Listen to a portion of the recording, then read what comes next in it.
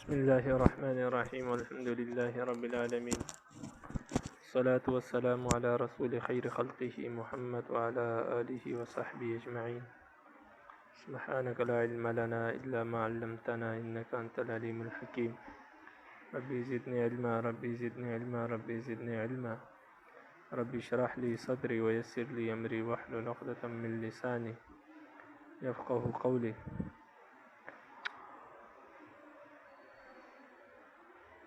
باب فی تفریق الوضوء.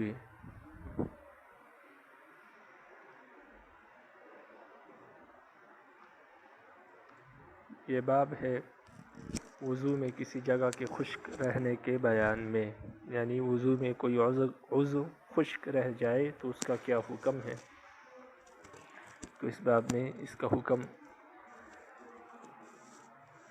بیان ہوگا کہ وضو میں اگر کوئی جگہ خشک رہ جائے وضو کے فرائض میں سے تو وضو نہیں ہوگا، اور جب وضو نہیں ہوگا تو نماز بھی نہیں ہوگی. وبی قال حدثنا هارون بن معروف قال حدثنا ابن وهب عن جرير بن حازم انه سمع قتادة بن دماعة قال حدثنا انس ان رجلا. قتادہ بن دماعہ رحمہ اللہ فرماتے ہیں کہ مجھے حضرت انس نے یہ حدیث بیان کی کہ ان رجلا جاء الى رسول اللہ صلی اللہ علیہ وسلم، ایک شخص رسول اللہ صلی اللہ علیہ وسلم کے پاس آیا، وقد توضأ اور اس نے وضو کیا، وترك على قدمه مثل نوزع الظفر اور اس کے پاؤں میں، اس کے قدم میں ناخن کے برابر جگہ خشک رہ گئی، یا اس نے جگہ چھوڑ دی یعنی وہ جگہ خشک رہ گئی. فقال له رسول اللہ صلی اللہ علیہ وسلم، تو رسول اللہ صلی اللہ علیہ وسلم نے اس سے کہا ارجع فاحسن وضوءک، آپ واپس لوٹ جائے اور خوب اچھی طرح وضو کریں. قال ابو داود، امام ابو داود فرماتے ہیں هذا الحدیث لیس بمعروف، یہ حدیث اس سند کے ساتھ معروف نہیں ہے، مشہور نہیں ہے، یعنی اس حدیث کی یہ سند جو ہے یہ معروف و مشہور نہیں ہے. ولم یرویہ الا ابن وہب وحدہ، اور اس سند کے ساتھ اس حدیث کو صرف ابن وہب نے ہی روایت کیا ہے، اس کے علاوہ کسی اور صحابی نے یا کسی اور محدث نے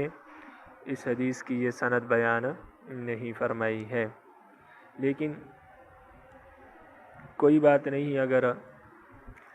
اس حدیث کی یہ سند غیر معروف ہے، لیکن امام ابو داؤد رحمہ اللہ فرماتے اس سے کوئی مسئلہ پیدا نہیں ہوتا، کوئی کمزوری نہیں آتی، اس لیے کہ آگے امام ابو داؤد رحمہ اللہ اس حدیث کی مزید اسانید بیان کر رہے ہیں جس سے اس حدیث کی تائید ہوتی ہے. تو لہٰذا ان حدیث کی تائید کی وجہ سے یہ حدیث بھی کیا ہے، صحت کے اعتبار میں ہے، صحیح ہے. تو اس سند کی وجہ سے اس حدیث میں کوئی کمزوری یا ضعف نہیں آتا. تو اس کمزوری اور ضعف کو دور کرنے کے لیے امام ابو داؤد فرماتے ہیں وقد روی عن معقل بن عبید اللہ الجزری عن ابی الزبیر عن جابر عن ابن عمر رضی عن عمر عن النبی صلی اللہ علیہ وسلم نحو، کہتے ہیں کہ اسی طرح معقل بن عبید الجزری نے ابو زبیر سے، انہوں نے جابر سے، اور انہوں نے حضرت عمر سے، اور انہوں نے نبی کریم صلی اللہ علیہ وسلم سے اسی طرح یہ حدیث نقل کی ہے. قال، اس میں آپ صلی اللہ علیہ وسلم نے فرمایا کہ ارجع فاحسن وضوءک، کہ آپ لوٹ جائیں اور اپنا وضو بہترین کریں.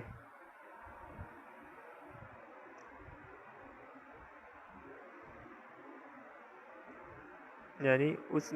حدیث میں بھی آپ صلی اللہ علیہ وسلم کے یہی الفاظ ہیں. تو یہ اوپر والی حدیث کی تائید پیش کر دی کہ اگرچہ سند غیر معروف ہے لیکن کوئی بات نہیں، دوسری اسانید سے اس کی تائید ہوتی ہے. وبی قال حدثنا موسى بن اسماعیل قال حدثنا حماد قال اخبرنا یونس وحمید عن الحسن عن النبی صلی اللہ علیہ وسلم بمعنى قتادہ. یہ دوسری سند بیان کر دی کہ موسیٰ بن اسماعیل نے ان سے حماد نے، اور انہوں نے ان کو یونس نے اور حمید نے اور ان کو حسن بصری نے اور حسن بصری نے نبی کریم صلی اللہ علیہ وسلم سے اسی طرح کی حدیث نقل کی ہے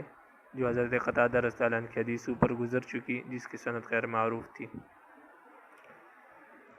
تو دو تائیدات پیش کر دی اوپر والی حدیث کی، جس کی وجہ سے اس کا ضعف اور کمزوری ختم ہو گئی اس حدیث کی، جو غیر معروف ہونے کی بنا پر تھی سند میں۔ وبی قال حدثنا حیوۃ بن شریح قال حدثنا بقیۃ عن بحیر عن خالد عن بعض اصحاب النبی صلی اللہ علیہ وسلم، نبی کریم صلی اللہ علیہ وسلم کے بعض صحابہ سے مروی ہے کہ ان النبی صلی اللہ علیہ وسلم کے نبی کریم صلی اللہ علیہ وسلم نے رأى رجلا، ایک شخص کو دیکھا، یصلی و نماز پڑھ رہا تھا، وفی ظہر قدمہ لمعۃ قدر الدرہم لم یصبها الماء، اور اس کے پاؤں میں درہم کے برابر جگہ چمک رہی تھی۔ لم یصبها الماء یعنی اس تک پانی نہیں پہنچا تھا، وہ جگہ خشک رہ گئی تھی، ایک درہم کے برابر جگہ خشک رہ گئی تھی، اور خشک رہنے کی وجہ سے وہ جگہ چمک رہی تھی۔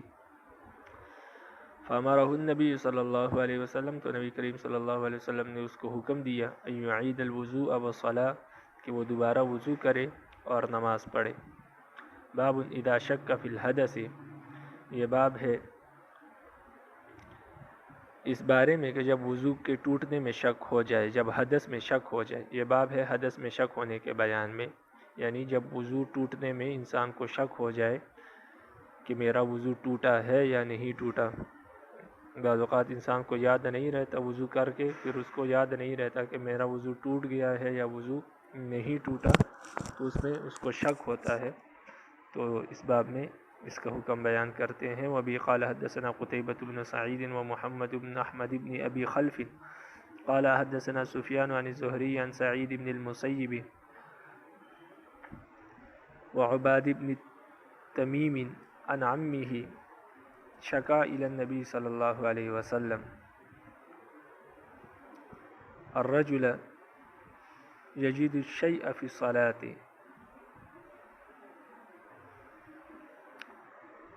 عبیدہ بن تمیم کے چچا، ان کا نام عبداللہ بن زید بن عاصم الانصاری رضی اللہ تعالی عنہ صحابی رسول ہیں، کہتے ہیں کہ نبی کریم صلی اللہ علیہ وسلم سے یہ شکایت کی گئی کہ آدمی کو کبھی نماز میں شبہ ہو جاتا ہے، حتی یخیل الیہ، یہاں تک کہ اسے یہ خیال ہونے لگتا ہے کہ کیا خیال ہونے لگتا ہے کہ اس کا وضو ٹوٹ گیا۔ فقال، نبی کریم صلی اللہ علیہ وسلم نے فرمایا لا ينفتل حتى يسمع صوتا ويجد او يجد ريحا، انسان کو اس وقت تک نماز چھوڑ کر نہیں جانا چاہیے، یعنی اگر انسان نماز میں اس کو شک ہو گیا ہے، اس کو یہ خیال آنے لگا ہے، جیسے صحابی نے سوال کیا کہ اس کا وضو ٹوٹ گیا، تو آپ صلی اللہ علیہ وسلم نے فرمایا لا ينفتل، وہ نماز نہ توڑے، حتی یسمع صوتا، یہاں تک کہ وہ آواز سنے، یعنی ہوا کے خارج ہونے کی اگر وہ آواز نہیں سنتا، ویسے اس کو وہم ہو گیا ہے کہ ہوا خارج ہوئی ہے یا نہیں ہوئی ہے، تو یہ وہمی لوگوں کے لیے آپ صلی اللہ علیہ وسلم نے فرمایا کہ جو وہمی لوگ ہیں ان کو ویسے وہم ہو جاتا ہے، خیال ہو جاتا ہے کہ ہوا خارج ہو گئی یا نہیں ہوئی۔ آپ صلی اللہ علیہ وسلم نے فرمایا کہ جب وہمی بندہ ہو اور اس کو وہم ہو جائے تو اس وقت تک نماز نہ توڑے یہاں تک کہ آواز سن لے، کیونکہ اس کو یقین ہو جائے گا، آواز سے کانوں سے سن لے گا، صرف وہم نہیں ہوگا۔ او یجد ریحا، یا وہ ظاہری طور پر یہ محسوس کر لے کہ ہوا خارج ہو گئی ہے، تو تب نماز توڑے۔ اگر اس کو صرف شک ہو رہا ہے کہ ہوا خارج ہوئی ہے یا نہیں ہوئی ہے، تو شک کی بنا پر وضو نہیں ٹوٹتا، تو اس لیے آپ صلی اللہ علیہ وسلم نے فرمایا جب یقین ہو جائے کہ ہوا خارج ہوگی، اس کی آواز آ جائے، یا یقینی طور پر آپ کو معلوم ہو جائے کہ ہوا خارج ہوگی، تو اس صورت میں پھر آپ وضو کر لیں۔ تو یہ ہماری حدیث غیر مقلدوں کے خلاف بھی ہے کہ غیر مقلد کہتے ہیں کہ جب تک ہوا خارج ہونے کی آواز نہ سنے اس وقت تک وضو نہیں ٹوٹتا۔ تو یہاں پر آپ صلی اللہ علیہ وسلم نے آگے فرما دیا حتی یسمع صوتا او یجد ریحا، یا آواز سنے یا اس کو یقینی طور پر یہ معلوم ہو کہ ہوا خارج ہو گئی، تو یہ آواز سننا جو ہے یہ وہمی بندے کے لیے، باقی اس بندے کو یقینی طور پر معلوم ہو جائے وہ یجد ریحن کہ ہوا خارج ہوگی تو اس کا وضو ٹوٹ جائے گا۔ ایسی بات نہیں ہے کہ آواز اگر نہ سنے خارج ہونے کی تو اس صورت میں وضو نہیں ٹوٹے گا، بے شک ہوا یقینی طور پر خارج ہو جائے اور اس کو یقین بھی ہو، معلوم بھی ہو، ایسی بات نہیں۔ حدیث کہہ رہی ہے کہ ہوا خارج ہونے کا علم اس کو ہو جائے، یجد ریحن کہ ہوا اس کی خارج ہو جائے اور اس کو یقینی علم ہو، تب بھی اس کا وضو ٹوٹ جائے گا۔ وبه قال حدثنا موسى بن إسماعيل قال حدثنا حماد قال أخبرنا سهيل بن أبي صالح عن أبيه عن أبي هريرة رضي الله تعالى عنه أن رسول الله صلی اللہ علیہ وسلم قال، ابو ہریرہ رضی اللہ تعالیٰ عنہ سے روایت ہے، فرماتے ہیں کہ رسول اللہ صلی اللہ علیہ وسلم نے فرمایا، اذا كان احدكم في الصلاة فوجد حركة في دبره احدث او لم يحدث فاشكل عليه فلا ينصرف حتى يسمع صوتا او يجد ریحا۔ اور صلی اللہ علیہ وسلم نے فرمایا، جب تم میں سے کوئی شخص نماز پڑھ رہا ہو اور اس کو اپنی شرمگاہ میں کوئی حرکت محسوس ہو اور اس سے اس کو یہ شبہ ہو جائے کہ وضو ٹوٹا ہے یا نہیں ٹوٹا، تو جب تک آواز نہ سن لے یا بدبو نہ سونگھ لے نماز نہ توڑے، یعنی یقینی طور پر جب تک علم نہ ہو جائے، صرف شک اور وہم کی بنا پر وضو نہیں ٹوٹتے۔ ان حدیثوں میں صرف یہ بتایا جا رہا ہے کہ اگر آپ کو یقینی طور پر علم ہو جائے کہ ہوا خارج ہو گئی ہے تب تو بالکل آپ کو وضو ٹوٹ گئی، اس لیے آپ نے فرمایا او یجد ریحن، یا وہ بدبو پا لے، اس کو بدبو آ جائے، اس کو ہوا خارج ہونے کا یقینی علم ہو جائے۔ نیچے لکھا بھی ایتقن ریحن، اس کو یقینی طور پر علم ہو جائے کہ ہوا خارج ہو گئی ہے، تو وہ دو صورتوں میں یہ ہو سکتا ہے وہمی شک کے لیے کہ یا وہ آواز سنے یا اس کو بدبو آ جائے۔ لیکن یہ اس شخص کے لیے جس کو صرف وہم اور شک ہے کہ ٹوٹا یا نہیں ٹوٹا، لیکن ہوا خارج ہوئی ہے یا نہیں ہوئی ہے، لیکن جس شخص کو یقینی طور پر علم ہو جائے کہ ہوا خارج ہو گئی ہے، وہ شخص کیا کرے، اس کے تو وضو یقینی طور پر ٹوٹ گیا، وہ دوبارہ وضو کرے گا اور دوبارہ نماز پڑھے گا۔ لیکن جس بندے کو صرف شک ہو، اس لیے آپ صلی اللہ علیہ وسلم نے فرمایا کہ صرف حرکت محسوس ہو، باقی اس کو یقینی علم نہ ہو، تو پھر یہ ہے کہ شک کی وجہ سے وضو نہیں ٹوٹے گا، بلکہ وہ کیا کرے گا، یقینی طور پر جب تک علم نہ ہو جائے، اور یقینی طور پر لازمی بات ہے جب اس کو ہوا خارج ہونے کا یقینی علم نہیں ہے تو اس کے علاوہ پھر دو صورتیں رہ جاتی ہے، یا تو آواز سنی ہو یا بدبو اس کو آ جائے۔ باب الوضوء من القبلہ۔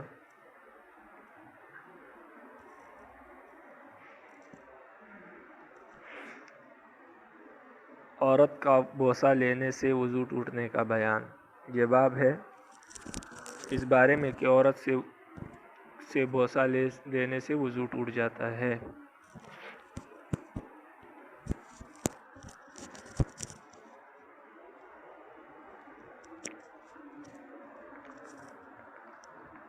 قبلہ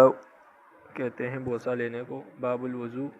وضو کا بیان ہے، من القبلہ، بوسہ لینے سے، یعنی بوسہ لینے سے وضو ٹوٹ جانے کے بیان میں یہ باب ہے۔ لیکن یہ حناف کا مسلک نہیں ہے، حناف کے مسلک میں یہ شوافی کا مسلک ہے اور حنابلہ کا مسلک ہے، اور امام ابو داؤد رحمہ اللہ حنبلی ہے، تو اس وجہ سے یہ باب باندھا ہے۔ باقی حناف کے نزدیک بوس و کنار سے وضو نہیں ٹوٹتا، اسی طرح عورت کو ہاتھ لگانے سے بھی وضو نہیں ٹوٹتا۔ شوافی اور حنابلہ کے نزدیک عورت کو ہاتھ لگانے سے وضو ٹوٹ جاتا ہے۔ وہ قرآن مجید کی آیت سے دلیل پکڑتے ہیں کہ اولا مستم النساء، جب تم عورتوں کو ہاتھ لگاؤ، علم تجدوا ماء، پھر تم پانی نہ پاؤ، فتیمموا صعیدا طیبا، تو پاک مٹی سے تیمم کر لو۔ یہ وہ وضو والی آیت ہی ہے جو آگے چل رہی ہے کہ اگر تم بول و براز کرو یا عورت کو چھو لو اور پھر تم پانی نہ پاؤ تو پھر تیمم کر لو۔ تو فرماتے ہیں کہ اس حدیث سے معلوم ہو رہا ہے، اس آیت سے معلوم ہو رہا ہے کہ عورت کو چھونے سے بھی وضو ٹوٹ جاتا ہے۔ ہم فرماتے ہیں کہ یہاں پر آیت اپنے ظاہری معنی میں نہیں ہے۔ مس تو کہتے ہیں کہ عورت کو چھونا، لیکن لا مستم النساء باب مفاعلہ سے اس کا معنی آتا ہے، جماع کے معنی میں آتا ہے کہ جب عورت کے ساتھ تم جماع کر لو، صحبت کر لو، تو لازمی بات ہے اس صورت میں انسان پر غسل واجب ہو جاتا ہے۔ اس صورت میں اگر آپ کو پانی نہ ملے تو پھر آپ کیا کریں، تیمم کریں۔ تو ہمارے نزدیک یہ صحبت پر اور جماع پر محمول ہے، اور شوافی کے نزدیک یہ عورت کو ہاتھ لگانے پر کیا ہے، محمول ہے۔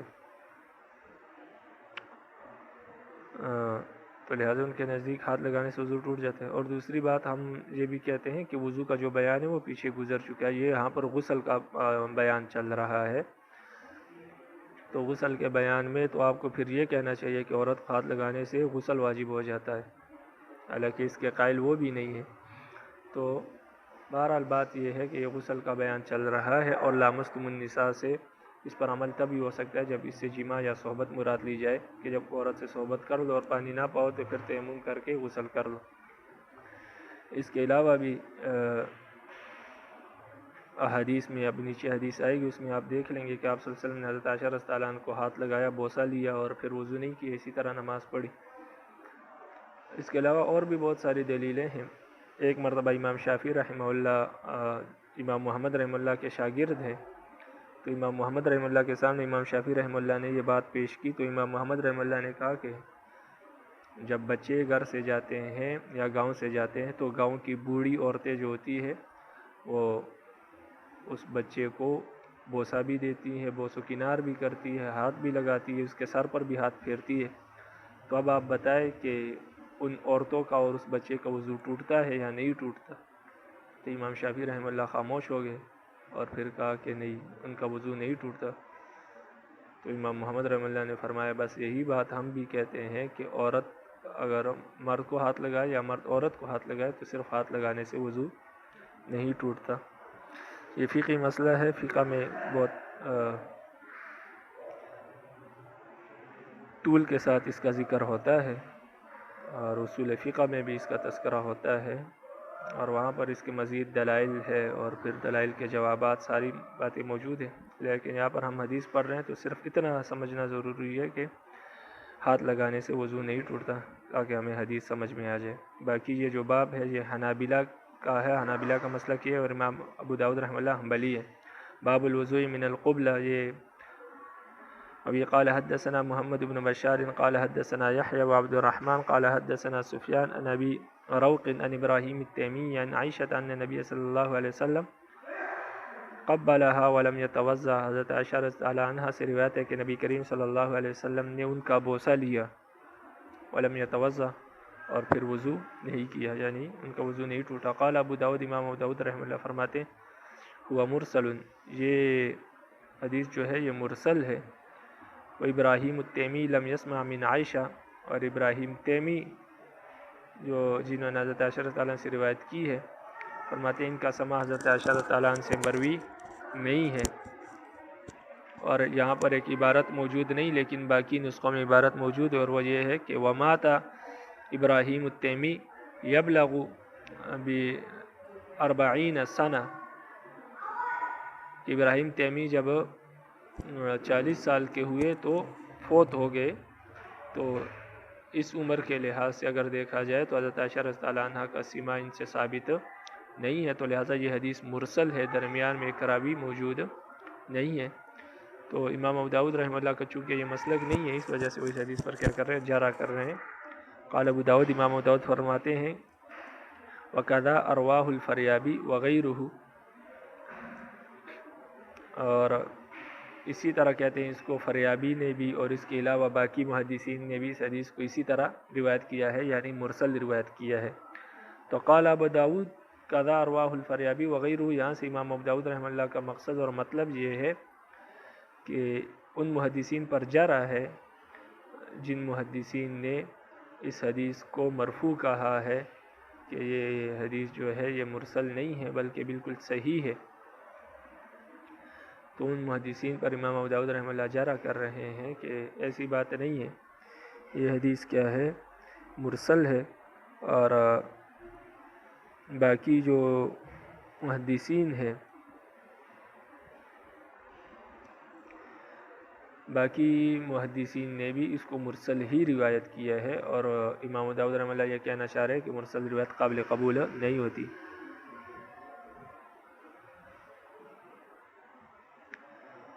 لیکن پہلی بات تو یہ ہے کہ حدیث مرسل ائمہ احناف کے نزدیک کیا ہے، قابل عمل ہے اس سے مسئلہ ثابت ہوگا۔ اس کے علاوہ باقی محدثین نے بھی، شوافی بھی مرسل کو کیا مانتے ہیں، اور باقی علماء، باقی محدثین جو ہے وہ بھی مرسل کو دلیل مانتے ہیں۔ تو لہٰذا امام ابو داؤد رحمہ اللہ کا یہ کہنا کہ اس کو مرسل روایت کیا لہٰذا یہ حدیث قابل عمل نہیں ہے، اس سے مسئلہ ثابت نہیں ہوگا، تو یہ بات درست نہیں۔ دوسری بات، اگر ہم اس کو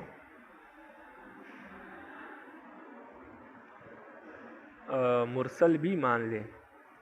تو یہ جو باقی اسانید ہے اس حدیث کی، جیسے فریابی نے روایت کیا اس کو اور باقی محدثین نے روایت کیا ہے، تو یہ قاعدہ اصول حدیث میں موجود ہے کہ ایک حدیث اگرچہ خود منقطع ہے لیکن اس کی اگر تائید مل جائے اور توابع مل جائے تو وہ حدیث کیا ہو جاتی ہے، منقطع سے نکل کر صحیح کا درجہ پا لیتی ہے اور قابل عمل ہو جاتی ہے، اور اس پر پھر عمل کرنا جائز ہے۔ تو اگر ہم امام ابو داؤد رحمہ اللہ کی بات بھی مان لیں کہ مرسل حدیث قابل عمل نہیں ہوتی، لیکن یہ تب نہیں ہوتی جب ہم فرماتے ہیں کہ چلو حدیث میں ضعف ہے، لیکن یہ بات تو آپ بھی مانتے ہیں اور تمام محدثین مانتے ہیں کہ حدیث کو کی جب تائید دوسرے حدیث سے ہو جائے یا اس کے توابع مل جائے حدیث کے، یعنی باقی احادیث اس کی طرح کی مل جائے، تو پھر وہ حدیث مرسل یا منقطع یا ضعف سے نکل کر صحت کا درجہ پا لیتی ہے، اور پھر وہ حدیث صحیح ہوتی ہے، اور صحیح حدیث پر عمل کرنا ضروری ہوتا ہے اور اس سے مسئلہ بھی ثابت ہوتا ہے۔ تو لہٰذا ہم مانتے ہیں یہ حدیث مرسل ہے، لیکن یہ نہیں مانتے کہ یہ حدیث قابل عمل نہیں ہے۔ تو لہٰذا اس حدیث سے معلوم ہوا کہ عورت کو چھونے سے وضو نہیں ٹوٹتا، بلکہ بوس و کنار سے بھی وضو نہیں ٹوٹتا، لیکن اپنی بیوی کا بوس و کنار سے۔ وبه قال حدثنا عثمان بن ابي شيبة قال حدثنا وكيع قال حدثنا الاعمش عن حبيب عن عروة عن عائشة ان النبي صلى الله عليه وسلم قبل امرأة من نسائه ثم خرج الى الصلاة ولم يتوضأ۔ حضرت عروہ حضرت عائشہ سے روایت کرتے ہیں کہ نبی کریم صلی اللہ علیہ وسلم نے اپنی عورتوں میں سے ایک کا بوسہ لیا، ثم خرج الى الصلاة، پھر نماز کے لیے آپ صلی اللہ علیہ وسلم نکلے، ولم يتوضأ، اور آپ نے وضو نہیں کیا۔ کس عورت کا بوسہ لیا؟ تو اس سے مراد عائشہ رضی اللہ عنہ خود ہی ہے، لیکن اپنا نام نہیں لیا۔ قال عروہ، حضرت عروہ فرماتے ہیں کہ فقلت لها من هي الا انت فضحكت، تو عروہ کہتے ہیں کہ میں نے حضرت عائشہ سے کہا وہ آپ کے سوا دوسری کوئی عورت نہیں ہو سکتی، یعنی بوسہ آپ ہی کا لیا تھا۔ فضحكت تو آپ کیا ہو، حضرت عائشہ رضی اللہ عنہ مسکرائی۔ حضرت عروہ رضی اللہ عنہ جو ہے یہ حضرت عائشہ رضی اللہ تعالیٰ عنہ کے بانجے ہیں، تو لہٰذا ان سے پردہ نہیں ہے، اس وجہ سے انہوں نے کہا کہ بوسہ تو آپ سے ہی لیا ہے، تو حضرت عائشہ رضی اللہ عنہ مسکرائی، یعنی انکار نہیں کی۔ قال ابو داود، امام داود رحمہ اللہ یہاں سے اس حدیث پر جرح کرنا چاہتے ہیں، مذکورہ دونوں حدیثوں پر۔ فرماتے ہیں قال ابو داود هكذا ارواه زائدہ وعبد الحمید الحمانی عن سلیمان الاعمش، کہتا ہے اس حدیث کو اسی طرح زائدہ نے، عبد الحمید حمانی نے اور سلیمان اعمش نے اس کو کیا کیا ہے،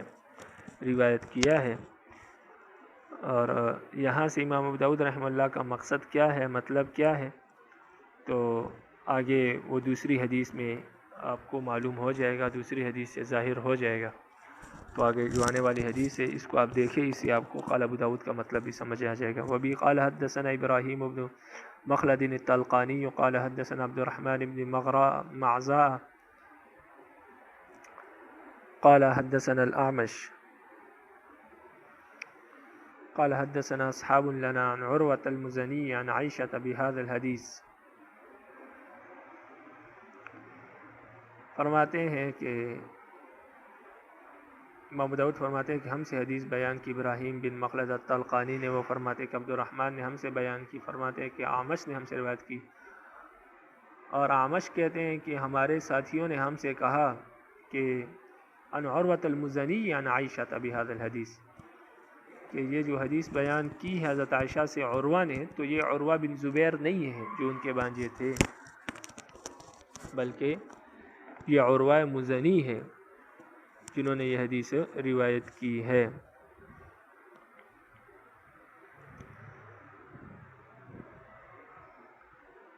قال ابو داود، امام ابو داود رحمہ اللہ فرماتے ہیں کہ یحییٰ بن سعید القطان نے ایک شخص کو کہا احکی عنی ان ہذین، یعنی حدیث الاعمش هذا عن حبیب و حدیث بهذا الاسناد فی المستحاضہ،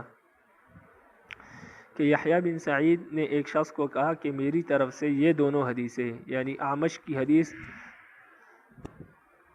جو وہ حبیب سے روایت کرتے ہیں، یعنی اوپر والی جو حدیث گزر چکی نا، عن حبیب عن عروۃ عن عائشہ، تو اعمش کی حدیث جو وہ حبیب سے روایت کرتے ہیں، وہ حدیث اور اعمش کی دوسری حدیث جو اسی سند کے ساتھ، یعنی وہ حبیب سے روایت کی انہوں نے فی المستحاضہ، جو مستحاضہ عورت کے بارے میں ہے، اور وہ حدیث یہ ہے کہ انہا تتوضأ لکل صلاۃ، کہ مستحاضہ عورت ہر نماز کے لیے وضو کرے گی۔ تو یحییٰ نے ایک شخص کو کہا کہ یہ دونوں حدیثیں، قال یحییٰ نے کہا احکی عنی انہما شبہ لا شیء، کہ یہ دونوں حدیثیں لا شیء کی طرح ہے، یعنی یہ ضعیف ہے، ان کا درجہ لا شیء ہے، یعنی کوئی چیز نہیں ہے۔ یہ جب محدثین کا یہ ایک کلام ہے، محدثین جب کسی حدیث کا ضعف بیان کرنا چاہتے ہیں تو مختلف الفاظ ہے، اس میں یہ ایک لفظ یہ بھی ہے کہ لا شیء کہتے ہیں کہ یہ سند قابل قبول نہیں ہے، یہ ضعیف ہے۔ تو فرماتے ہیں کہ یہ دونوں حدیثیں میری طرف سے آپ یہ بیان کر سکتے ہو لوگوں کو کہ لا شیء یہ ضعیف ہے، یہ لا شیء کے درجے میں ہے۔ تو امام ابو داؤد رحمہ اللہ یہاں سے جو پہلے یہ بیان کیا کہ زائدہ نے، حمید نے اور حمامی نے سلیمان الاعمش سے ان سب نے روایت کیا ہے، اور پھر اس حدیث میں یہ بیان کر رہے ہیں کہ اعمش کہتے ہیں کہ ہم سے عروہ مزنی نے روایت کیا ہے، عروہ بن زبیر نے روایت نہیں کیا۔ عروہ مزنی کا جو سماع ہے وہ عائشہ رضی اللہ عنہا سے ثابت نہیں ہے، تو اس حدیث پر جرح کرنا چاہتے ہیں اور اس کی تضعیف بیان کرنا چاہتے ہیں۔ اور یحییٰ بن سعید کی جو انہوں نے روایت بیان کی، یہاں سے بھی وہ جو ہے اس حدیث کی تضعیف بیان کرنا چاہتے ہیں، تعزیف کرنا چاہتے ہیں۔ قال ابو داود، اور امام داؤد رحمہ اللہ فرماتے ہیں کہ روی عن ثور، سفیان ثوری رحمہ اللہ سے بھی یہ حدیث مروی ہے۔ قال، وہ فرماتے ہیں کہ ما حدثنا حبیب الا عن عروۃ المزنی، کہ ہمیں جو حدیث بیان کی یہ عروہ مزنی نے بیان کی، لم یحدثهم عن عروۃ بن زبیر بشیء، اور فرماتے ہیں کہ یہ جو اوپر روایت بیان کی ہے یہ عروہ مزنی نے جو ہے ہی بیان کی ہے، عروہ بن زبیر رضی اللہ عنہ نے ہم سے کوئی حدیث بیان نہیں کی۔ تو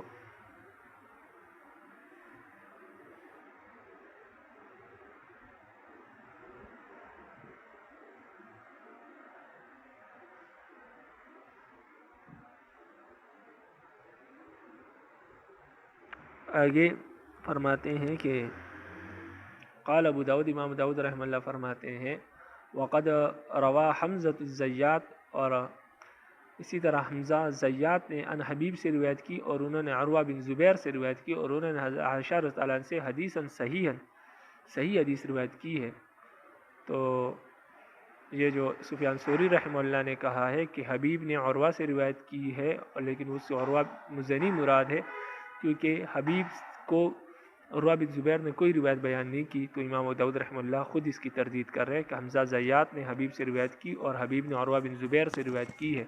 تو اس سے معلوم ہوا کہ حبیب نے عروہ بن زبیر سے بھی روایت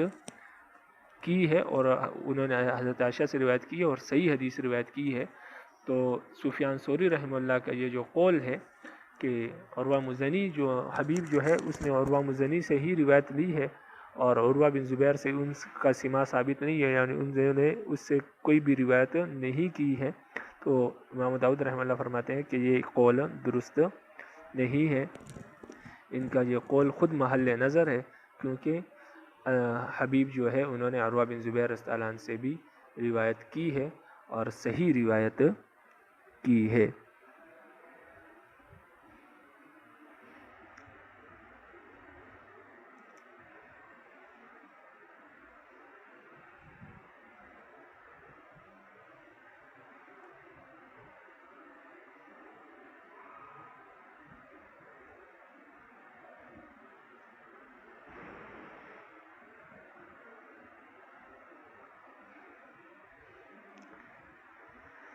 تو صاحب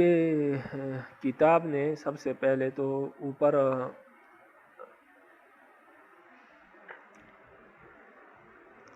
آمش کی روایت جو ہے حبیب سے، اور انہوں نے عروہ سے، اور انہوں نے عائشہ رضی اللہ عنہا سے گزری، اس کی تصحیف کرنا چاہتے ہیں، اور وہ یہ کہنا چاہتے ہیں کہ سند میں جو عروہ ہے اس سے مراد عروہ مزنی ہے، عروہ بن زبیر رضی اللہ عنہ نہیں ہے۔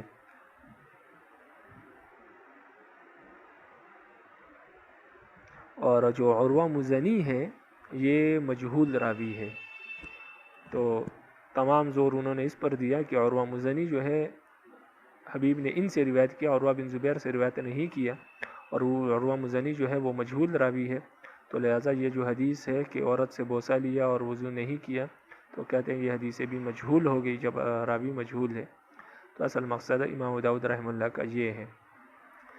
لیکن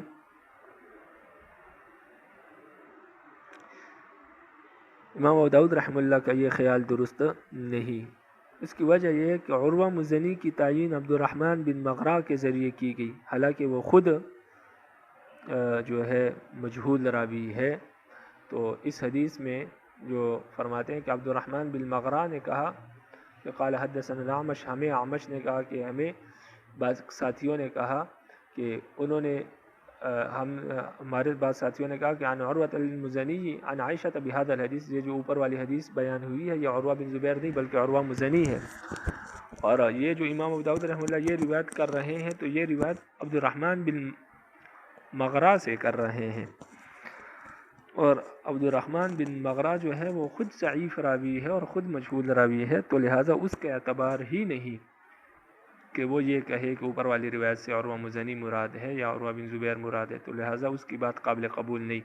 تو لہٰذا پہلی جرح جو امام ابو داؤد رحمہ اللہ نے کی ہے وہ جرح تو درست نہیں، اس لیے کہ جرح کے لیے بھی جو شخص ہونا چاہیے وہ بھی قابل اعتماد ہونا چاہیے، تو قابل اعتماد محدث کی جو جرح ہے وہ قابل قبول ہوگی، ضعیف راوی کی اور ضعیف محدث کی جو جرح ہے وہ قابل قبول نہیں ہوگی۔ تو پہلی جو جرح کی ہے وہ عبد الرحمن بن مغرا کے ذریعے کی ہے، اور وہ خود کیا ہے؟ ضعیف راوی ہے۔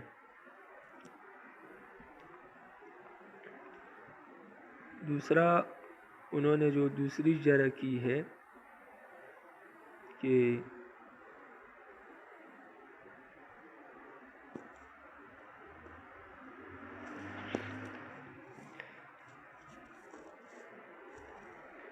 یحییٰ نے جو ہے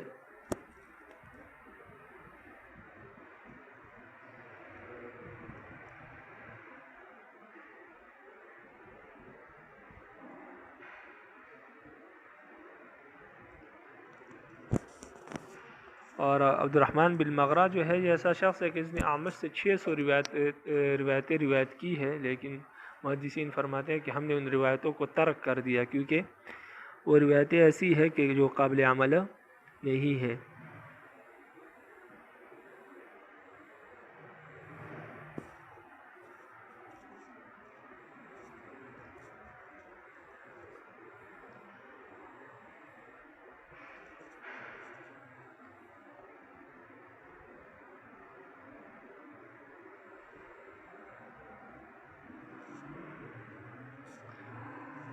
تو دوسری جو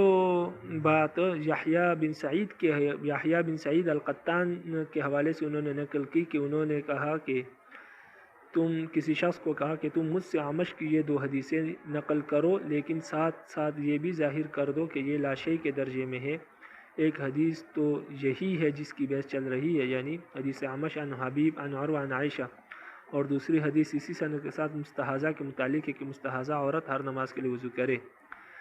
ان دونوں حدیثوں کی تضعیف کا مدار 2 علتوں پر ہے، ایک تو یہ کہ ان کا راوی عروہ جو ہے وہ مجہول ہے، دوسرے یہ کہ حبیب نے عروہ بن زبیر سے کوئی حدیث روایت نہیں کی جیسے سفیان کا قول انہوں نے نقل کیا ہے۔ پہلی علت کا ازالہ تو ہم نے کر دی ہے کہ عروہ المزنی جو ہے وہ مجہول راوی ہے، لیکن اس حدیث میں اس کی تعیین جو ہے وہ عبد الرحمن بن مغرا نے کی ہے کہ حضرت عائشہ سے جو روایت کرنے والے عروہ ہے وہ عروہ بن زبیر نہیں بلکہ عروہ مزنی ہے، تو لہٰذا ان کو یہ حق نہیں پہنچتا اور نہ ان کی بات مانی جائے گی کہ وہ عروہ کی تعین کرے کہ یہاں عروہ سے مراد عروہ مزنی ہے یا عروہ بن زبیر ہے۔ اصل میں جو عروہ حضرت عائشہ سے روایت کرنے والے جتنے بھی روایتیں عروہ کے نام سے ہوئی ہیں اس سے مراد عروہ بن زبیر ہی ہے، عروہ مزنی مراد نہیں ہے۔ تو لہٰذا یہ تعین کر دینا اور کسی حدیث کو میں کسی دوسرے راوی کی تعین کر دینا کہ اس سے مراد عروہ مزنی ہے، اور پھر ایسے محدث کی اور ایسے راوی کی تعین کرنا جو خود مجہول ہے، تو لہٰذا اس کی یہ تعین قابل قبول نہیں۔ تو لہٰذا پہلی جو علت تھی تضعیف کی وہ تو یہ تھی کہ عروہ مزنی ہے اور وہ مجہول راوی ہے، تو لہٰذا وہ تو ختم ہوگی، اس لیے کہ عبد الرحمن بن مغرہ کی یہ جرح اور یہ تعین قابل قبول نہیں ہے اور اس سے مراد عروہ بن زبیر ہی ہے۔ اور دوسری بات یہ ہے کہ دوسری جو علت ہے اس کی تضعیف کی اس حدیث کی وہ یہ ہے کہ اس سند میں حبیب راوی موجود ہے جو عروہ سے روایت کر رہے ہیں، اور حبیب جو ہے اس کے متعلق سفیان ثوری رحمہ اللہ کا یہ قول ہے کہ سفیان ثوری رحمہ اللہ فرماتے ہیں کہ جو حبیب ہیں انہوں نے عروہ مزنی سے ہی تمام روایتیں کی ہیں اور عروہ بن زبیر سے ان کی کوئی روایت موجود نہیں، اور انہوں نے عروہ بن زبیر نے ان کو کوئی حدیث بیان نہیں کی ہے۔ تو اس کا جواب تو دوسری علت کا جواب تو امام ابو داؤد رحمہ اللہ نے خود دے دیا اور فرمایا کہ نہیں، ایسی بات نہیں ہے، سفیان ثوری کا قول درست نہیں ہے، بلکہ حمزہ زیات نے حبیب سے روایت کیا ہے اور انہوں نے عروہ بن زبیر سے روایت کیا اور انہوں نے عائشہ سے روایت کیا ہے اور صحیح حدیث روایت کی ہے۔ یعنی امام ابو داؤد رحمہ اللہ فرماتے ہیں کہ حبیب نے عروہ بن زبیر سے بھی روایت کی ہے، تو لہٰذا یہ بات کہنا کہ حبیب نے عروہ مزنی سے ہی روایتیں کی ہیں، عروہ بن زبیر سے اس کی کوئی روایت ثابت نہیں ہے، یہ بات درست نہیں ہے۔ تو دوسری علت بھی کیا ہو گئی؟ ختم ہو گئی۔ تو لہٰذا جب دونوں علتیں ختم ہو گئی تو ہم کہتے ہیں کہ اوپر والی حدیث میں جو عروہ ہے اس سے عروہ بن زبیر ہی مراد ہے، عروہ مزنی مراد نہیں ہے، اس لیے کہ عبد الرحمن بن مغرہ کا قول قابل قبول نہیں، تو لہٰذا وہ علت تو ختم ہو گئی۔ دوسری یہ بات کہ حبیب نے عروہ بن زبیر سے کبھی روایت نہیں کی ہے، تو لہٰذا اوپر والی حدیث میں جو عن حبیب ہے عن عروہ ہے تو اس سے مراد عروہ مزنی ہوگا، تو امام ابو داؤد رحمہ اللہ نے خود اس کی تردید کر دی کہ نہیں، حبیب نے عروہ بن زبیر سے روایتیں لی ہے اور صحیح حدیث بیان کی ہے، تو لہٰذا یہاں پر پھر عن حبیب عن عروہ تو اس عروہ سے مراد عروہ بن زبیر ہوگا، اور انہوں نے عن عائشہ رضی اللہ عنہا سے روایت کیا ہے کہ ان نبی صلی اللہ علیہ وسلم قبل امرأة من نسائه، تو یہ ساری حدیث پھر اس طرح ہوگی۔ تو لہٰذا یہ جن علتوں کی وجہ سے امام ابو داؤد رحمہ اللہ اس حدیث کو ضعیف قرار دینا چاہ رہے ہیں، تو وہ علتیں خود ضعیف ہے، خود کمزور ہے، وہ اس قابل نہیں ہے کہ اس سے اس حدیثوں کو ضعیف قرار دیا جائے اور اس کو قابل عمل نہ قرار دیا جائے۔ تو لہٰذا ایک علت کی تو امام ابو داؤد نے خود تردید کر دی، اور دوسری علت ایسی ہے کہ وہ راوی اس قابل نہیں ہے کہ اس کی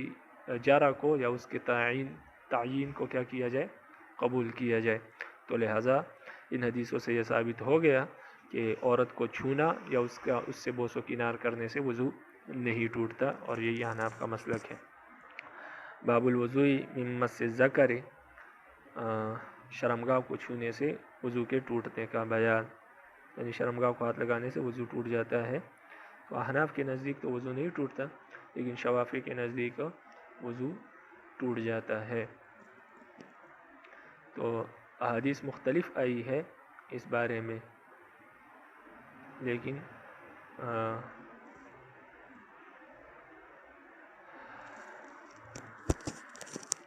یہ بھی جسم کے ایک حصہ ہے، جس طرح جسم کے باقی حصوں کو چھونے سے وضو نہیں ٹوٹتا، تو لہٰذا اس حصے کو بھی چھونے سے وضو نہیں ٹوٹے گا،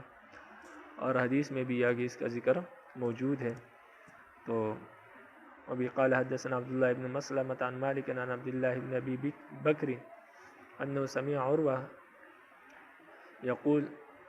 کہتے ہیں کہ انہوں نے عروہ سے سنا اور عروہ کہہ رہے تھے کہ دخلت علی مروان ابن الحکم، کہ ہم مروان بن حکم کے پاس داخل ہوئے، فذکرنا ما یکون منہ الوضوء، تو ہم نے ان کے ہاں ان علتوں کا ذکر کیا جن سے وضو ٹوٹ جاتا ہے۔ یعنی مروان بن حکم جو ہے وہ مسلمانوں کے بادشاہ تھے، تو عروہ کہتے ہیں کہ ہم ان کے پاس گئے اور ان کے سامنے ان چیزوں کا تذکرہ کیا جن سے وضو ٹوٹ جاتا ہے۔ تو فقال مروان نے کہا ومس الذکر، کہ شرمگاہ کو چھونے کے متعلق کیا حکم ہے؟ فقال عروہ کہتے ہیں تو عروہ نے کہا کہ ما علمت ذلک، اس کے بارے میں تو ہمیں کوئی علم نہیں۔ فقال مروان نے کہا کہ اخبرتنی بصرۃ بنت صفوان، کہ مجھے بصرہ بنت صفوان نے خبر دی یعنی حدیث بیان کی کہ انہا سمعت رسول اللہ صلی اللہ علیہ وسلم، کہ انہوں نے رسول اللہ صلی اللہ علیہ وسلم کو یہ کہتے ہوئے سنا من مس ذکرہ فلیتوضع، جو اپنے ذکر کو اپنے شرمگاہ کو ہاتھ لگائے تو وہ پھر کیا کرے؟ وضو کر لے۔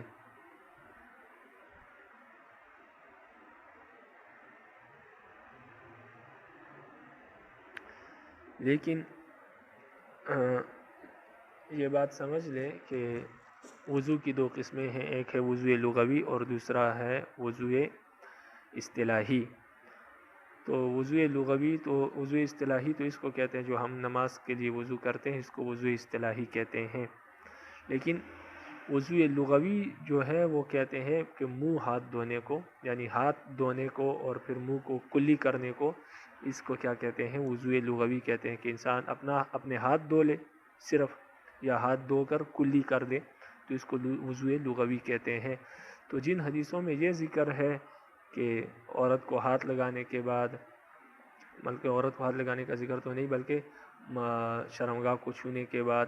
یا اونٹ کا گوشت کھانے کے بعد انسان کیا کر لے؟ وضو کر لے، تو اس سے مراد وضو لغوی ہے، وضو اصطلاحی مراد نہیں ہے، کیونکہ ان چیزوں سے کوئی ایسی بات نہیں ہے کہ جس سے وضو ٹوٹ جائے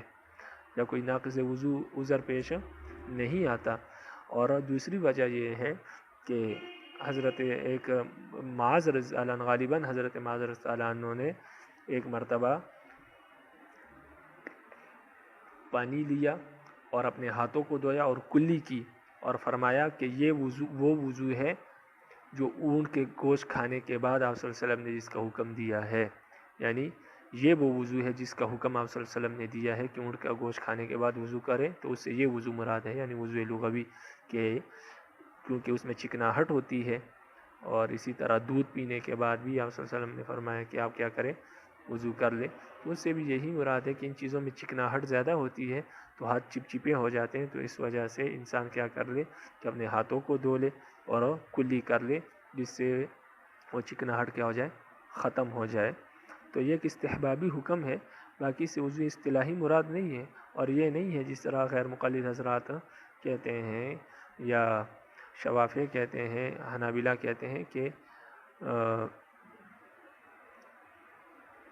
اونٹ کا گوشت کھانے سے یا دودھ پینے سے وضو ٹوٹ جاتا ہے، تو ایسی بات نہیں ہے، بلکہ یہ استحبابی حکم ہے، منہ ہاتھ دھونے چاہیے جس سے چربی ختم ہو جائے اور چکناہٹ کیا ہو جائے؟ ختم ہو جائے، بدبو ختم ہو جائے، تو اس کو وضو لغوی کہتے ہیں۔ تو شرمگاہ کو چھونے کے بعد بھی جو ہے جس وضو کا ذکر ہے اس سے مراد وضو لغوی ہے، وضو اصطلاحی نہیں ہے، یعنی کوئی شخص اگر شرمگاہ کو چھو لے تو اس کو چاہیے کہ پھر اپنے ہاتھوں کو کیا کر لے؟ دھو لے۔ تو یہ جو تفصیل ہے، یہ تفسیر جو ہے یہ ایک صحابی رسول سے ثابت ہے، وہ خود فرماتے ہیں کہ اس وضو سے مراد یہ وضو ہے، یعنی ہاتھوں کو دھویا اور کلی کی، اور فرمایا کہ یہ وضو مراد ہے، اس سے وضو اصطلاحی مراد نہیں ہے۔ تو ہم بھی امام شافعی رحمہ اللہ کو اور باقی حضرات کو کہتے ہیں کہ ان حدیثوں سے جس میں وضو کا تذکرہ ہے، ان حدیثوں سے مراد وضو لغوی ہے، وضو اصطلاحی مراد نہیں ہے۔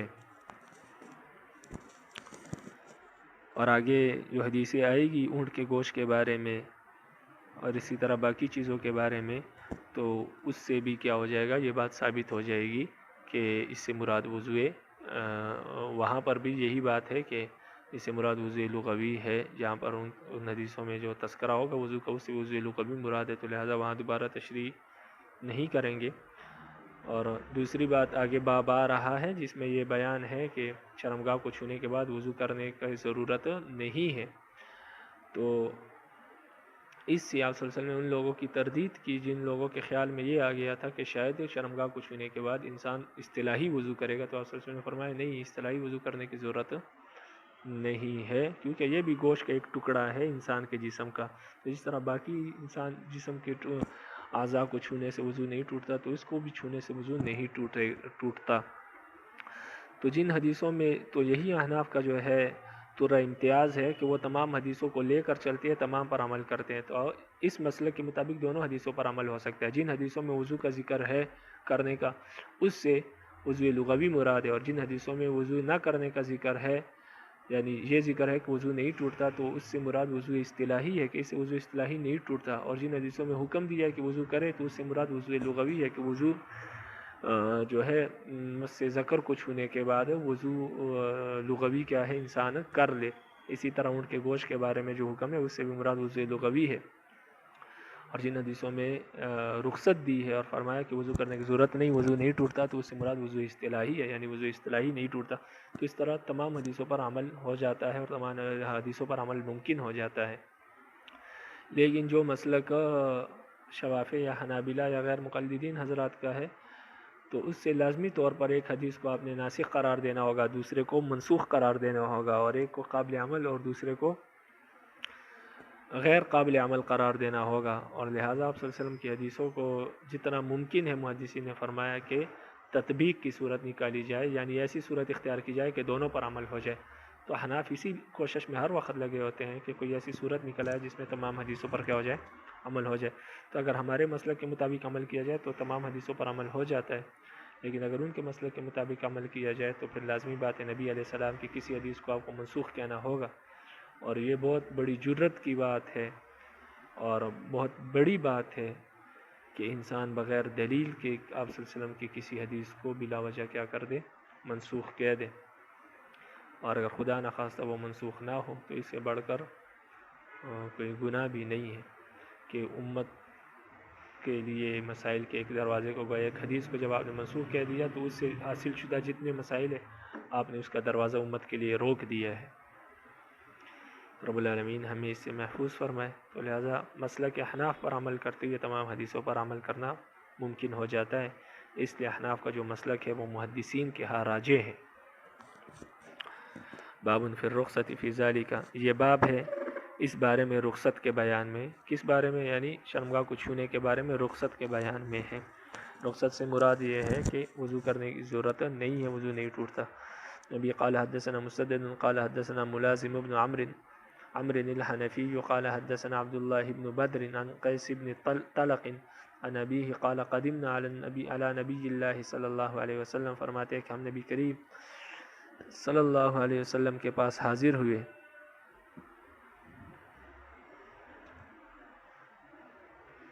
فجاء رجل کأنه بدوی، تو آپ صلی اللہ علیہ وسلم کے پاس ایک شخص آیا گویا وہ دیہاتی تھا۔ فقال، فرمانے لگا، یا نبی اللہ، اے اللہ کے رسول، ما ترى فی مس الذکر ذکرہ بعد ما یتوضأ، ما ترى فی مس الرجل ذکرہ بعد ما یتوضأ، آپ کا کیا خیال ہے اس شخص کے بارے میں جو وضو کرنے کے بعد اپنی شرمگاہ کو چھو لے؟ یعنی وضو کرنے کے بعد انسان اپنی شرمگاہ کو چھو لے، تو آپ کو اس کے بارے میں کیا خیال ہے کہ اس کا وضو ٹوٹتا ہے یا نہیں ٹوٹتا، یعنی اس سے وضو ٹوٹ جائے گا یا نہیں ٹوٹے گا؟ تو آپ صلی اللہ علیہ وسلم نے فرمایا، فقال صلی اللہ علیہ وسلم، رسول اللہ صلی اللہ علیہ وسلم نے فرمایا، هل هو الا مضغة منه او بضعة منه، آپ صلی اللہ علیہ وسلم نے فرمایا یہ بھی اس کے جسم میں سے گوشت کا ایک ٹکڑا ہی ہے۔ بضع کا لفظ فرمایا یا مضغۃ کا لفظ فرمایا، معنی ایک ہی ہے کہ یہ بھی تو اس کے جسم کا ایک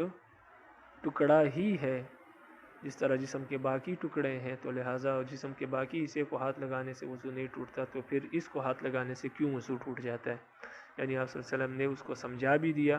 اور عقلی طور پر جو اشکالات پیدا ہو سکتے ہیں ان اشکالوں کو بھی کیا کر دیا، دور کر دیا، کہ اگر آپ کے ذہن میں یہ ہے کہ یہ شرمگاہ ہے یا یہ ہے، تو یہ بات ذہن میں رکھیں کہ یہ بھی جسم کے ایک حصہ ہے، تو جس طرح باقی جسم کے حصوں کو ہاتھ لگانے سے وضو نہیں ٹوٹتا، تو اس طرح اس کو بھی ہاتھ لگانے سے وضو نہیں ٹوٹتا۔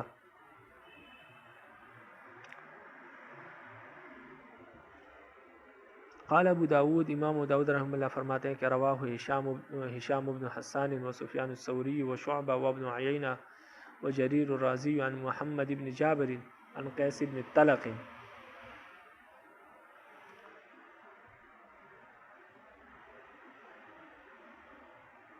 یہاں سے امام داؤد رحمہ اللہ فرماتے ہیں کہ ہشام بن حسان نے، سفیان ثوری نے، شعبہ نے، ابن عیینہ نے، جریر رازی نے، ان تمام حضرات نے اس حدیث کو محمد بن جابر سے روایت کیا ہے، اور انہوں نے قیس بن طلق سے روایت کیا ہے.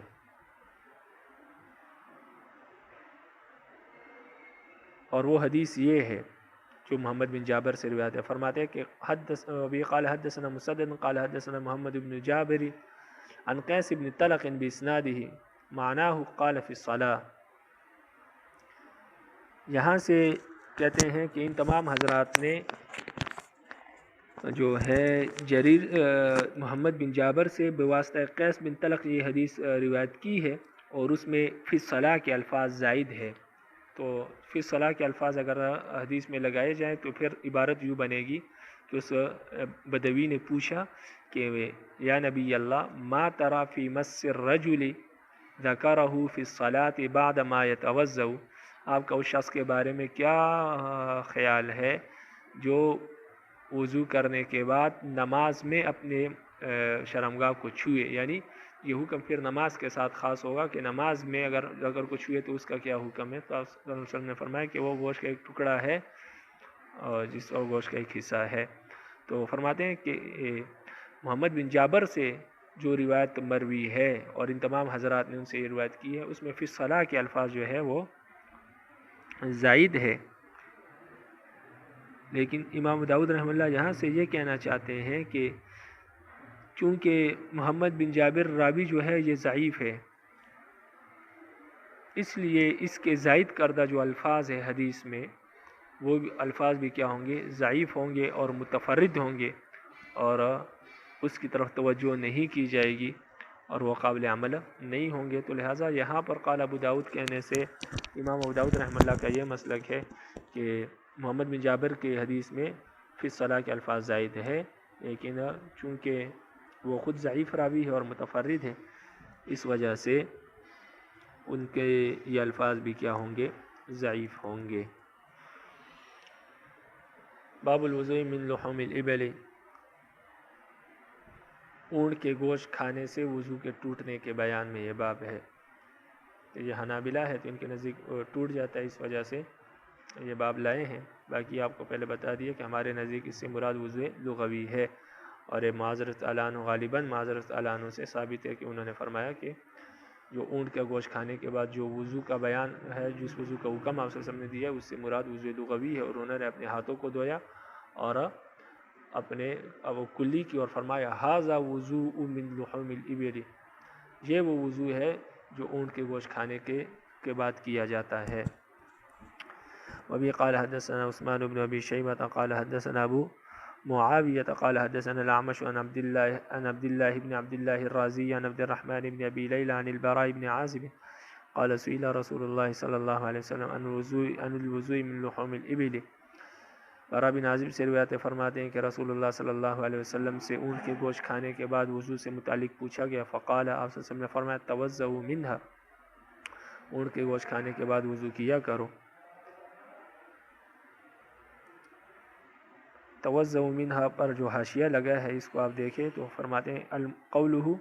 المراد به الوضوء اللغوی یعنی المزمزہ وغسل الیدین. اس سے مراد وضوء لغوی ہے، یعنی مزمزہ کرے، کلی کرے اور اپنے ہاتھوں کو دھوئے. وسئل عن لحوم الغنم، اور بکری کے گوشت کے بارے میں ان سے سوال کیا گیا. فقال لا توضؤ منها، آپ نے فرمایا کہ اس سے آپ کو وضو کرنے کی ضرورت نہیں ہے، اس لیے کہ اونٹ کے گوشت میں چکناہٹ ہوتی ہے اور بکری کے گوشت میں چکناہٹ نہیں ہوتی اتنی جسے آج چپ چپے ہو جائے. عن الصلاة فی مبارک الابل، آپ صلی اللہ علیہ وسلم سے اونٹوں کے باڑے میں نماز پڑھنے سے متعلق پوچھا گیا کہ وہاں پر نماز پڑھی جائے. فقال لا تصلوا فی مبارک الابل، آپ نے فرمایا کہ نہیں، اونٹوں کے باڑے میں نماز نہ پڑھو. فإنها من الشیاطین، اس لیے کہ وہ شیاطین میں سے ہے. شیاطین کا مطلب یہ ہے کہ اونٹ آپس میں مستیاں کرتے ہیں، ایک دوسرے کو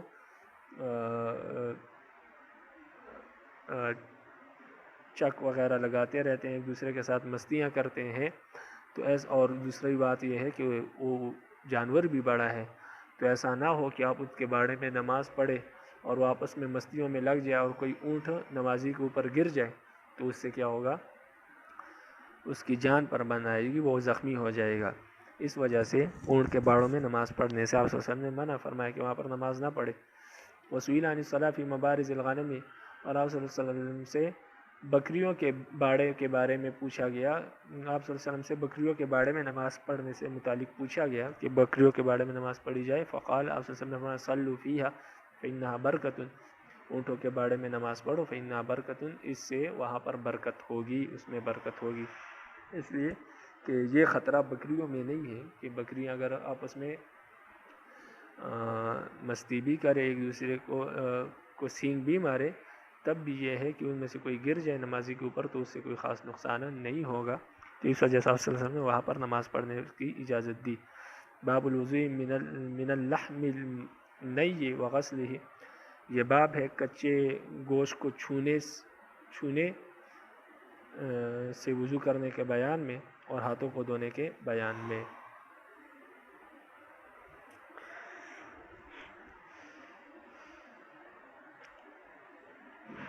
یعنی کچا گوشت چھونے سے وضو کرنا یا ہاتھوں کو دھونے کے بیان میں یہ باب ہے۔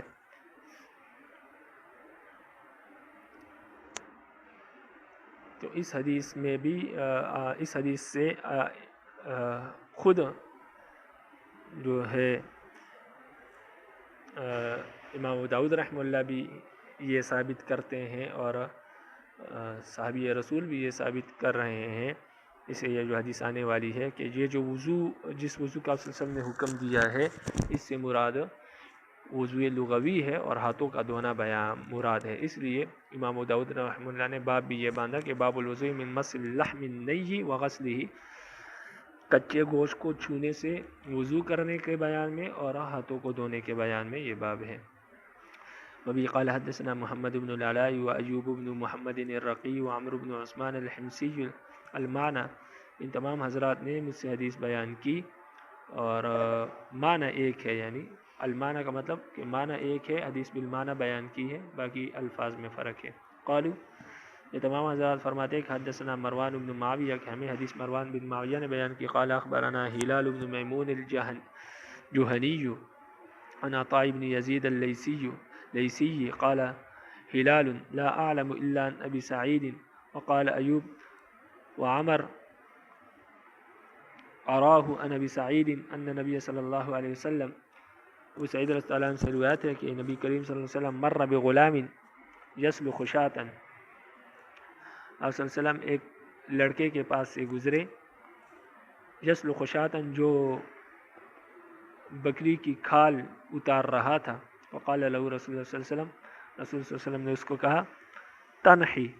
حتی اریک، تنحا حتی اریک، آپ پیچھے ہٹ جائیں یہاں تک کہ میں آپ کو دکھاؤں کہ کھال کیسے اتارتے ہیں۔ فادخل یدہ بین الجد واللحم، تو بین الجلد واللحم،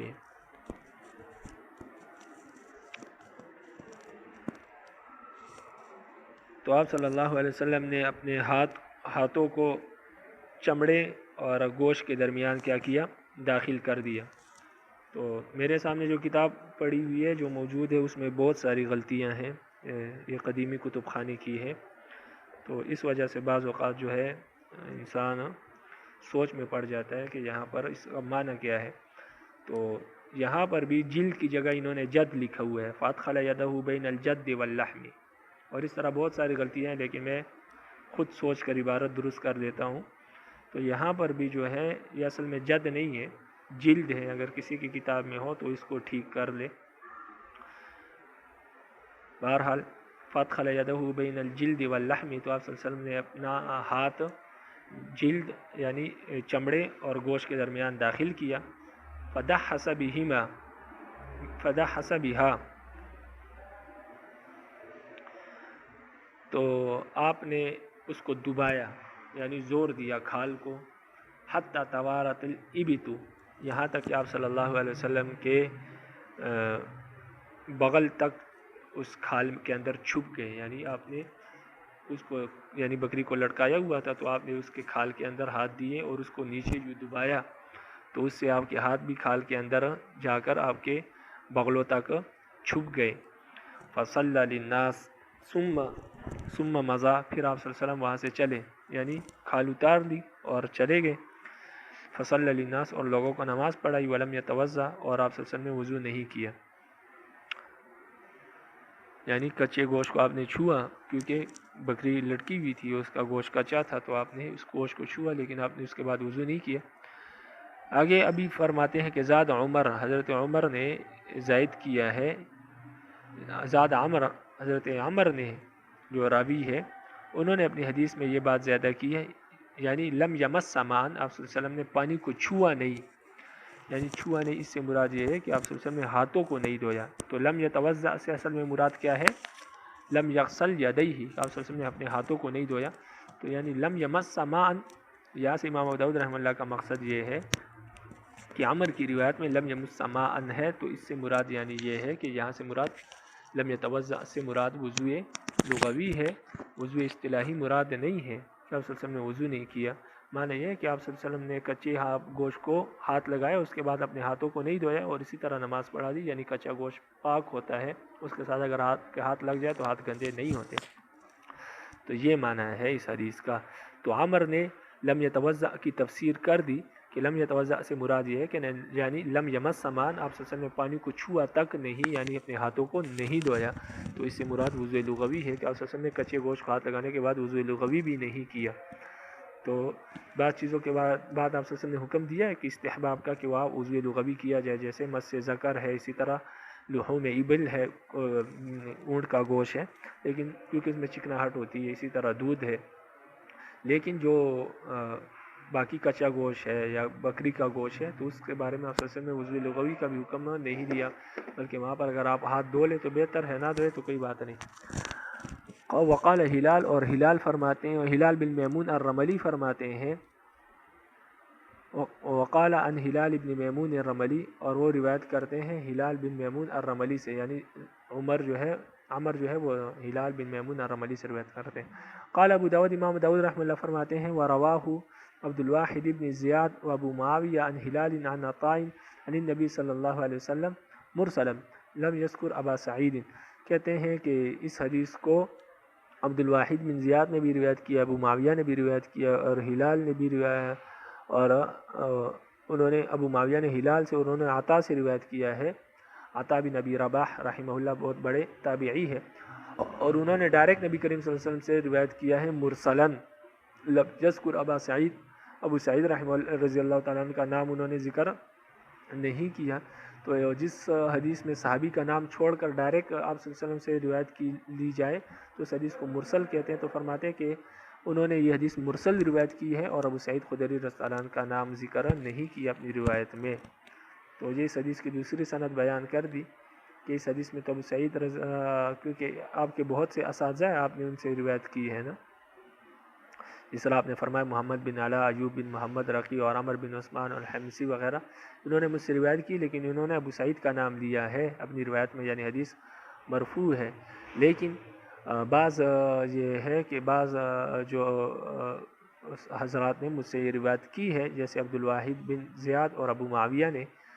ان سے بھی میں نے یہ روایت لی ہے، لیکن ان سے میں نے یہ روایت مرسلن لی ہے، اور اس میں جو ہے ابو سعید خدری رضی اللہ عنہ کا ذکر موجود نہیں ہے، ڈائریکٹ آپ صلی اللہ علیہ وسلم سے عطا بن ابی رباح ذکر کر رہے ہیں۔ تو صرف یہاں پر یہ بتانا چاہ رہے تھے کہ دوسری سند بھی اس حدیث کی میرے پاس موجود ہے، اور اس کے اعتبار سے حدیث مرسل ہے۔ باب فی ترک الوضوء من مس المیتۃ، یہ حدیث ہے، یہ باب ہے مردہ جانور کو چھونے سے وضو کے نہ کرنے، مردہ جانور کو چھونے سے وضو نہیں ٹوٹتا، اس کے بیان میں یہ باب ہے، اس کے بیان میں کہ مردہ جانور کو چھونے سے وضو نہیں ٹوٹتا۔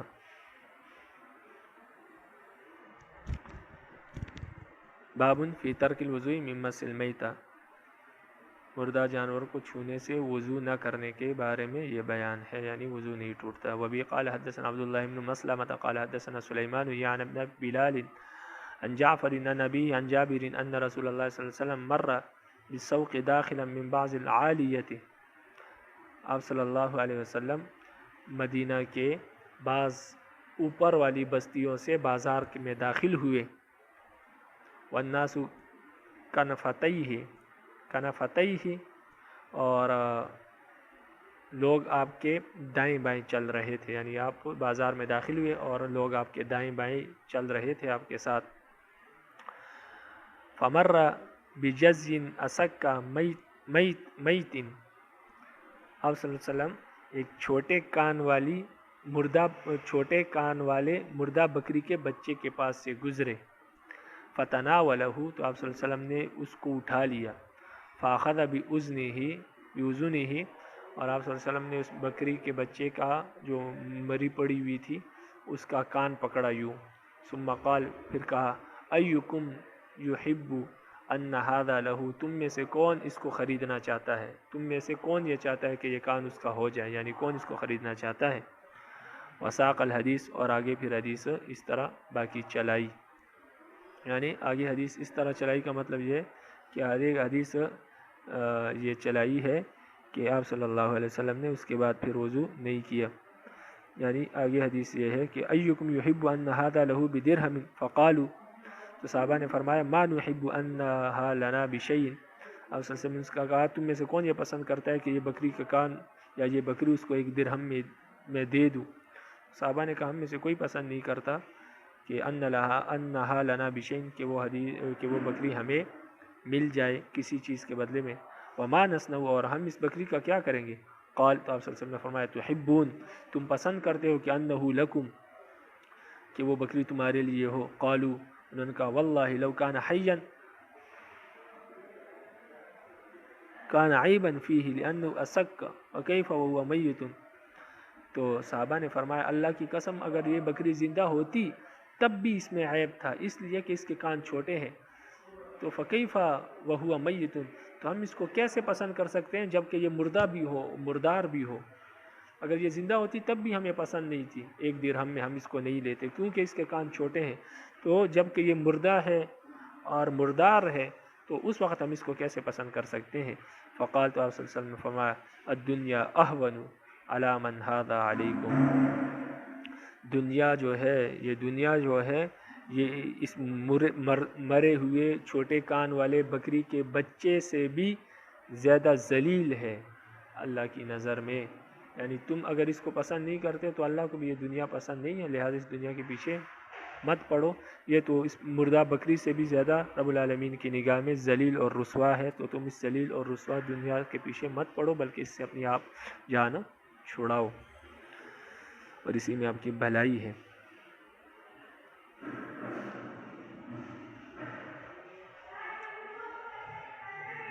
رب العالمین عمل کرنے کی توفیق نصیب فرمائے. باقی جو بات سمجھ نہ آئی تو وہ ابھی آپ پوچھ سکتے ہیں.